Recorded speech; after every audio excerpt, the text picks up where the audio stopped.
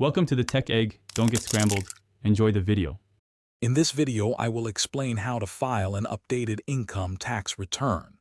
This option allows taxpayers to correct errors or omissions in previously filed returns. We will cover the eligibility criteria, the detailed filing procedure, and crucial points to remember. Our goal is to make this process clear and straightforward for you, ensuring compliance and peace of mind.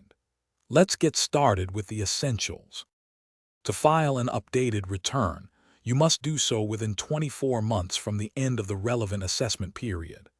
This is a great opportunity to correct past mistakes, even if you missed filing entirely before. However, it's important to note that this option is not for claiming a refund or increasing a loss. Your updated return must always result in an additional tax payment to be accepted. The filing process begins by gathering all your financial records and any prior tax returns. Next, carefully calculate the additional tax you owe, remembering to include any interest or late fees that apply.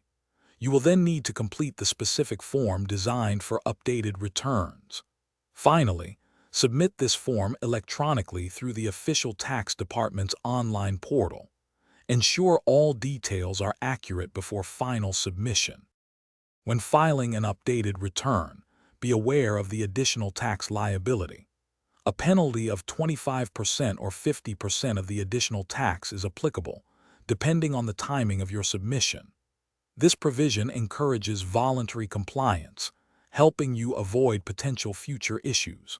For complex cases or substantial discrepancies, it is always wise to consult with a qualified tax professional to ensure accuracy and adherence to regulations.